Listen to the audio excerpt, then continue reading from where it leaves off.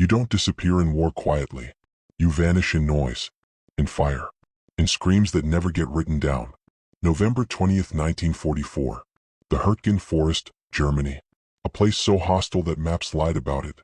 Dense trees, frozen ground, visibility measured in feet, not yards. This wasn't a battlefield, it was a meat grinder with bark on it. And on this morning, the U.S. 28th Infantry Division, the Bloody Bucket, was already bleeding out. Here's the truth most war stories avoid. The mission was flawed from the start. Command wanted this forest cleared to protect the Allied push toward the Rhine. What they actually sent men into was a fortified nightmare. Mines under leaves, bunkers carved into hillsides, and German artillery pre-registered on every inch of ground that mattered. Then, before dawn, the forest exploded. German mortars, heavy artillery, tree bursts. Shells detonated in the treetops, turning pine trunks into shrapnel factories. With splinters killed just as efficiently as steel. Radios went dead. Runners never came back. Units stopped being units and became clusters of terrified men fighting for oxygen in the smoke. Somewhere inside that chaos was a 22-year-old rifleman from Scranton, Pennsylvania. Corporal John Jack Urban. Not an officer. Not a legend. Not special forces. Just infantry. M1 Garand. 6 grenades. Basic ammo load. That's it. When the barrage hit near the hamlet of Kammerscheid, Urban dove into a shell crater. That decision alone probably saved his life. When he crawled out, his squad was gone. His platoon leader, gone. Shouts echoed, but none made sense. Smoke erased distance. The forest swallowed people whole. Urban did what soldiers are trained to do. He moved forward, trying to reconnect. That's when he walked straight into a German machine gun position. The firefight was brutal and short. Bullets shredded the trees. Someone screamed. Someone stopped screaming. Urban fired, moved, fired again, and then realized something terrifying. The Americans weren't advancing anymore. They were retreating. When the barrage lifted and the noise thinned, Urban searched for friendly lines. What he found instead were abandoned packs, discarded rifles, and boot prints heading west. His company had taken catastrophic losses.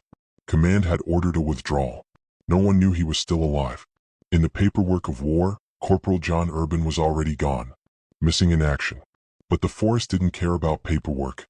Because now, Urban was a mile behind German lines, alone, surrounded by an enemy that was consolidating, not retreating. And here's the part most people don't understand. Being cut off isn't the worst thing. The worst thing is realizing the enemy thinks the area is secure. As German patrols moved in to mop up the wounded and capture survivors, Urban pressed himself into the earth, hiding under wet leaves, barely breathing. Twice, enemy soldiers passed close enough that he could smell their tobacco. Then the forest went quiet. Too quiet. And from the east came a new sound, low, heavy, mechanical. Diesel engines. Tank treads. Steel moving with purpose. Urban didn't know it yet, but he wasn't just behind enemy lines. He had stumbled into the staging ground of a Panzer division preparing to strike. And the next decision he made would change everything. Silence in war is never empty. It's loaded. Pregnant with what's coming next. By midday the gunfire faded, but the forest didn't relax. It held its breath. From his hiding place, Corporal John Urban listened as the sounds grew clearer. Engines idling. Metal clanking. Orders barked in sharp, disciplined German.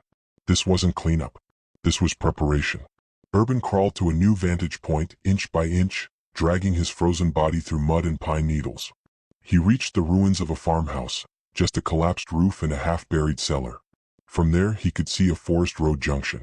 And what he saw rewrote the scale of his situation. Panzer IVs. Panthers. Not one or two but columns. The 116th Panzer Division. The Greyhounds. Artillery pieces rolled into position.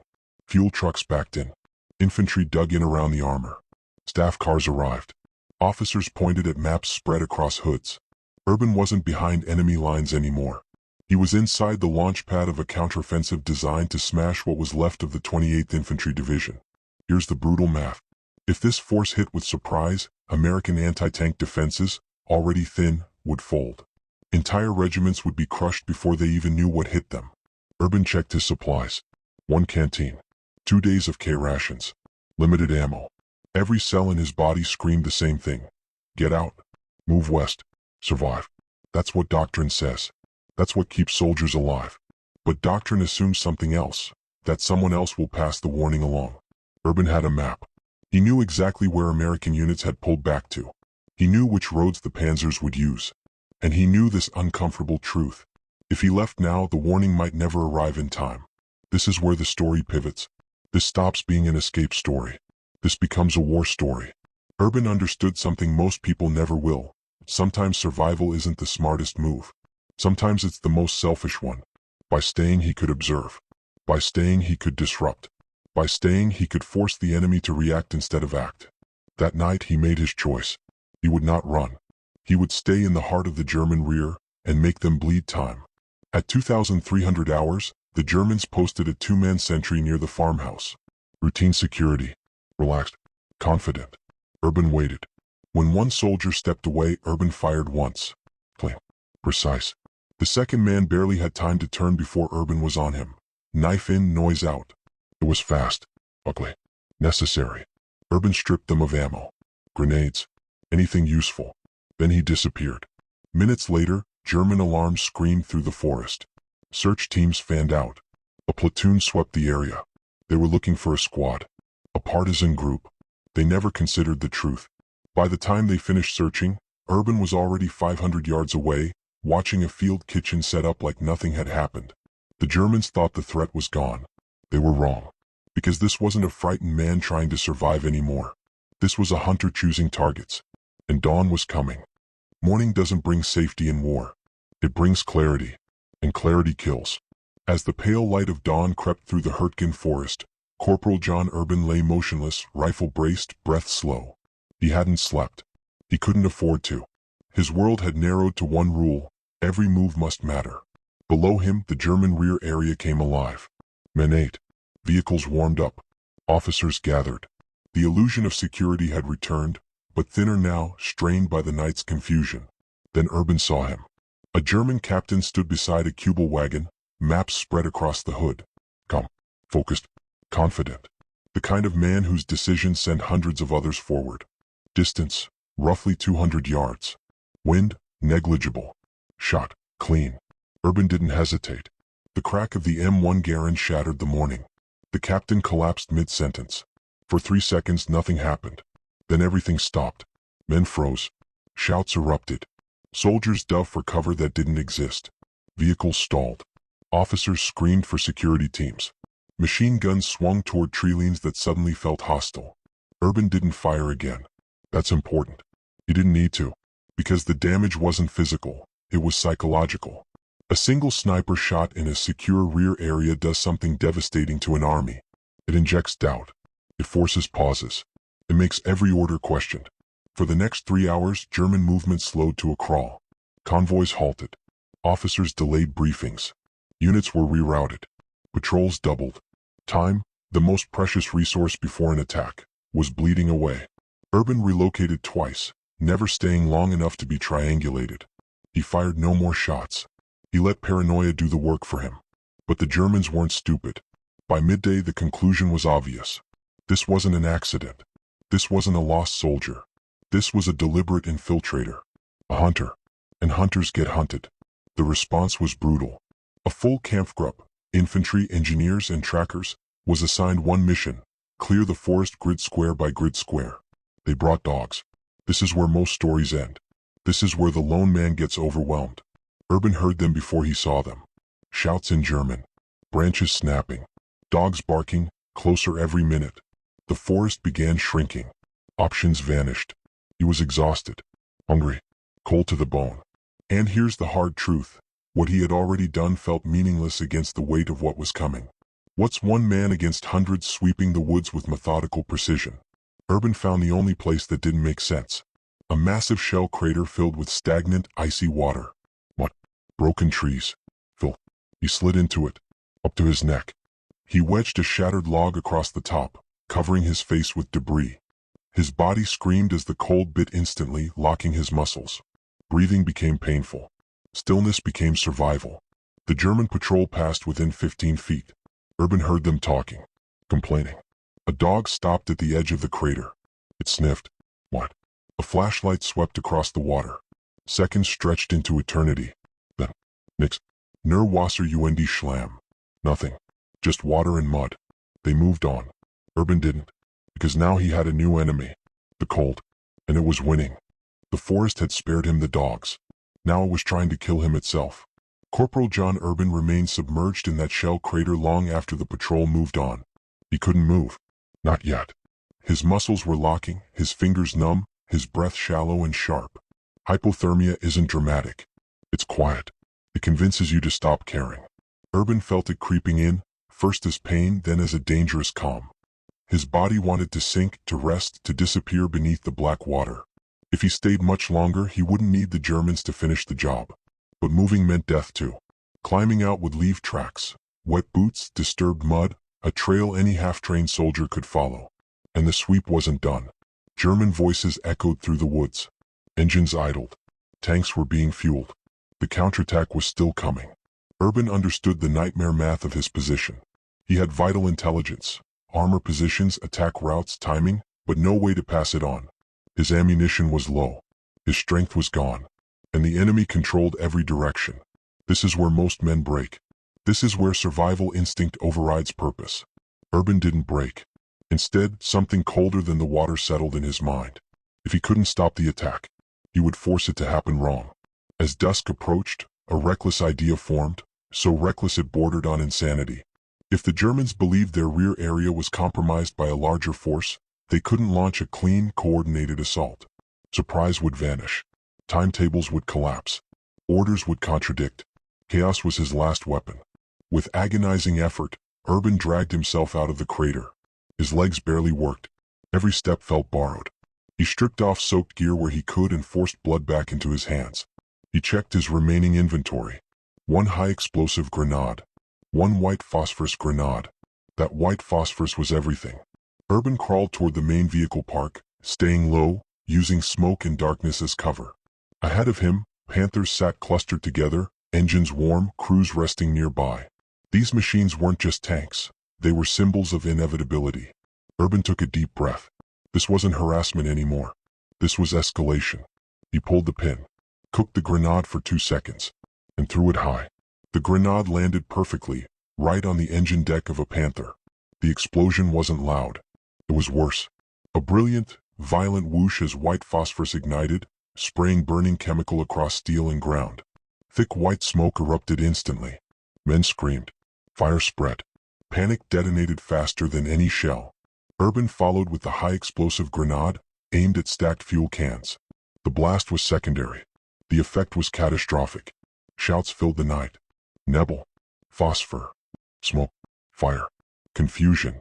Officers shouted conflicting orders. Crews scrambled. Vehicles lurched to life or died choking on smoke. Someone fired wildly into the darkness. Urban emptied his last Garand rounds toward what he believed was a command half-track. Then he ran. Not west. Deeper into hell. Because now the Germans didn't think they had one infiltrator. They thought the attack had already begun. Once chaos starts, it feeds itself. Corporal John Urban understood that instinctively. He didn't need to destroy the German force, he just needed to keep them guessing long enough for fear to outrun facts. Using the smoke and screaming as cover, Urban moved fast despite his failing body. He fired from one position, then relocated. Fired again from another angle. Then silence. Then movement. To the Germans, it felt coordinated.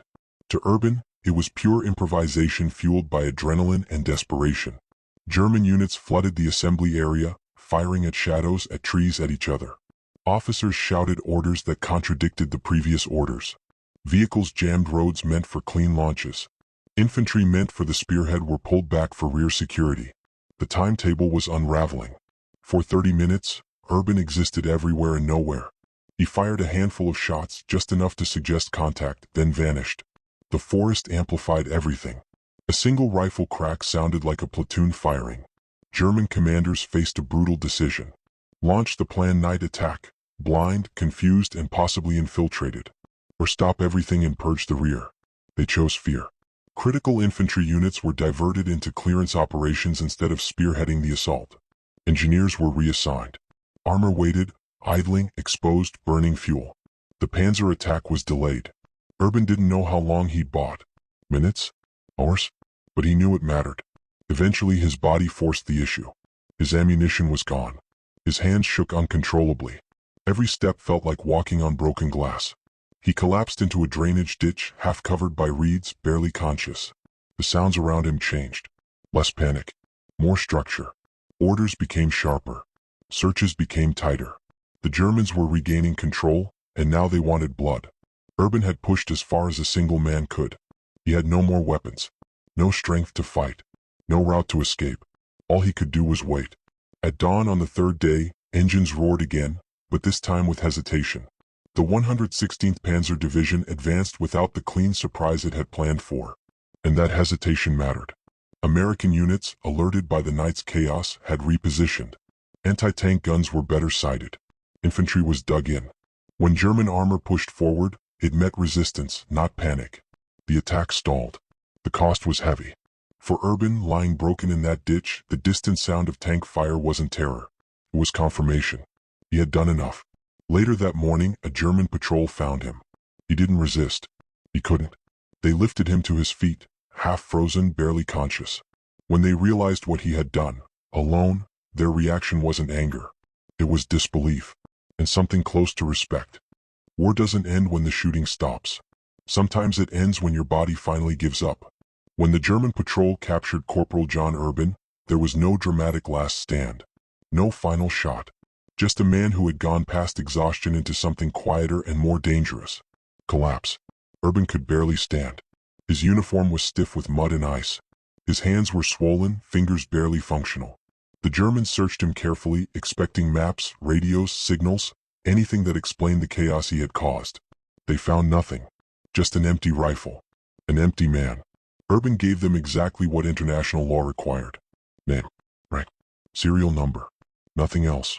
Not about the tanks. Not about the delays. Not about the night of fire and smoke. The interrogation officers were confused. Rear area disruption didn't match doctrine. This wasn't how American units operated. There should have been a team. A radio. Coordination. There was none. Eventually, someone pieced it together. The sentries. The dead officer. The phosphorus fire. The phantom gunfire. All from one soldier. The realization spread quietly. Not as outrage, but as something colder. A recognition of danger. A professional acknowledgement that discipline and will had done real damage. Urban was shipped to a POW camp. Weak, sick, barely conscious, but alive. And here's the part that separates myth from reality. Urban didn't know what he had accomplished. Not then. Not for months. In captivity, days blurred together. Hunger replaced adrenaline. Survival replaced strategy. He didn't know the Panzer attack had failed. He didn't know American anti-tank crews had survived because they were ready. He didn't know hundreds of men would never realize how close they'd come to annihilation. That's how war really works. Impact without applause. Victory without witnesses. When Allied forces liberated the POW camp in April 1945, Urban weighed far less than he should have. His hands never fully recovered. The cold damage followed him home. Only after the war did fragments of the truth emerge. German after-action reports. POW testimonies. Confused officers trying to explain why an armored division lost momentum before a critical assault. Phrases appeared again and again. Persistent enemy infiltrator. Unexplained rear area disruption. Significant delay. When commanders finally connected the dots, the scale became undeniable. One rifleman. 72 hours. A delayed Panzer division. For conspicuous gallantry and intrepidity above and beyond the call of duty, Corporal John Urban received the Distinguished Service Cross. The citation was clinical, formal, almost sterile. It didn't mention the freezing water, the dogs, the moment he chose not to run. Urban returned to Pennsylvania quietly. No speeches, no fame. Just a man who carried 3 days of the Hürtgen forest for the rest of his life. He rarely spoke about it, because the truth was simple and heavy. He hadn't tried to be a hero. He had just refused to let fear decide the outcome. And that refusal bent the course of a battle. Most war stories vanish for a reason. They don't fit the narrative. The Battle of the Hürtgen Forest wasn't a clean victory. It was costly, brutal, strategically questionable. Tens of thousands of casualties for ground that barely moved the front line. So stories like Corporal John Urban's didn't get spotlighted. They complicated things. After the war, historians focused on grand movements, armies, divisions, maps with arrows. Individual actions that disrupted those arrows rarely made it into textbooks, especially when they exposed how fragile plans really were. Urban's fight wasn't part of a glorious charge. It was sabotaged by willpower. German records spoke about him indirectly. They never named him. Just an enemy infiltrator who caused unexpected delay. To admit one man disrupted a Panzer division was embarrassing. American records weren't much better. Urban had been listed as missing in action. Paperwork lagged behind reality. His award came quietly, without ceremony, long after the forest had swallowed its dead. And here's the uncomfortable truth. Most soldiers who fight like Urban don't get recognized. Not because they didn't matter, but because their impact is hard to measure. How do you quantify the attack that didn't happen? The lives that weren't lost? You can't. Urban didn't destroy tanks. He destroyed certainty. He forced an armored force to doubt itself. And doubt in warfare is lethal. This is why his story matters in the war story niche, not as inspiration but as education. It shows how modern war isn't only about firepower. It's about timing, information, confidence. Strip those away and even steel hesitates. Urban's actions reveal something deeper and less comfortable. Wars aren't decided only by commanders. They're bent by individuals who act without orders when orders no longer exist. That scares institutions. It should, because it means control is an illusion. In the frozen Hürtgen forest, one infantryman proved that chaos doesn't always favor the larger force. Sometimes, it favors the one willing to stay when logic says to run. Urban never wrote a memoir, never chased recognition. The forest kept most of his story. But now you know it. And once you know it, you can't unsee the pattern.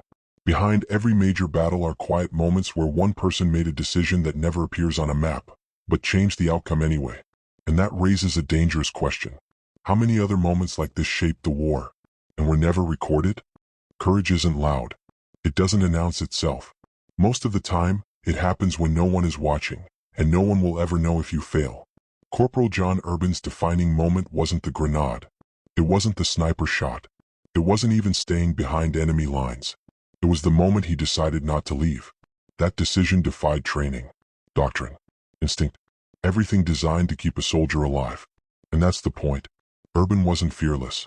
Fear was everywhere. Every patrol, every dog bark, every engine rumble. But fear didn't get the final vote. What makes this war story uncomfortable is that Urban had no guarantee of success. None. No extraction. No backup.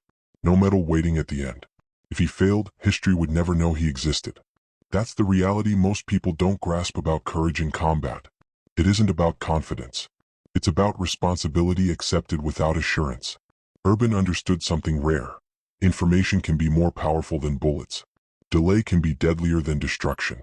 And disruption, timed correctly, can save more lives than a heroic charge. His actions forced German commanders into reaction mode. They lost initiative. They lost surprise. And once that's gone, even the best units bleed. This is why elite militaries obsess over rear area security. Why modern doctrine fears lone infiltrators. Urban didn't invent this concept, but he embodied it perfectly. And here's the brutal irony. Urban paid the price anyway. Cold damage, trauma, years of quiet suffering. He returned home unchanged on the outside, but permanently marked on the inside. Like most infantrymen, he didn't talk about it, not because he couldn't, but because words cheapened it. The war story niche often glorifies spectacle. Explosions, kill counts, victory banners. Urban's story offers something harder to swallow. Sometimes the most important battles are fought alone, in silence, with no witnesses, and no promise anyone will care. But they still matter. Because history doesn't only turn on generals. It turns on moments where one person refuses to surrender the situation to chaos. Urban didn't stop a Panzer division. He slowed it. And that was enough. Enough to let others live. Enough to blunt steel. Enough to prove that individual will can still bend industrial war. And if that's true, if one exhausted rifleman in a frozen forest could do that, what does that say about how fragile even the largest systems really are? History loves clean endings. Reality almost never gives them. The delay caused by Corporal John Urban didn't show up as a bold headline or a decisive victory. It appeared as small, almost invisible changes. Units repositioned, guns sighted earlier, commanders alert instead of asleep. Those small changes saved lives. When the 116th Panzer Division finally moved, American anti-tank crews were ready. Infantry units weren't caught in the open. Supply routes had been adjusted. The attack met resistance immediately instead of shock. And shock is everything in armored warfare. Without it, tanks die. Urban would never meet the men who benefited from that delay. He would never know which crews survived because they had 5 more minutes to dig in. War doesn't send thank you notes. This is why Urban's story sits awkwardly in military history. It lacks spectacle but overflows with consequence. No battlefield heroics. No cheering witnesses. Just a ripple moving outward through time. After the war, analysts studying German reports noticed something strange. The delays weren't attributed to Allied firepower, but to confusion, miscommunication, fear of infiltration. That fear didn't come from air power or artillery. It came from one man. Urban's actions forced the Germans to violate their own doctrine, committing assault units to rear security, breaking concentration, sacrificing momentum. That's not something you fix quickly. It lingers. In modern military theory, Urban's 72-hour fight would be classified as asymmetric disruption. Back then it was just called bad luck. But bad luck doesn't submerge itself in freezing water to avoid dogs. Bad luck doesn't throw phosphorus at tanks. Bad luck doesn't stay. Urban stayed. And that choice echoed far beyond the forest. When he returned home, there were no parades. No interviews. Just a distinguished service cross pinned quietly and a man expected to resume normal life. That's another uncomfortable truth of war stories. Heroism doesn't translate well to peace. Urban carried his experience privately. He didn't mythologize it, didn't monetize it, didn't reshape it into legend. Which is why you're hearing it now, decades later, through fragments pieced together by historians who noticed something odd in the paperwork. A gap. A hesitation. A Panzer division that didn't move when it should have. And behind that gap, a single rifleman who refused to disappear. The forest took thousands of lives. Urban took something else from it. Proof. Proof that even in industrial war, where machines dominate and individuals seem irrelevant, one person can still force history to pause. And that brings us to the final question. What do we do with stories like this? Here's the uncomfortable conclusion most people try to dodge. Stories like Corporal John Urban's don't exist to make you feel inspired. They exist to make you uneasy. Because they expose a truth we'd rather ignore. Massive systems, armies, doctrines, machines, plans, are far more fragile than they appear. They rely on assumptions, timelines, predictability. Urban shattered all three. He didn't win a battle.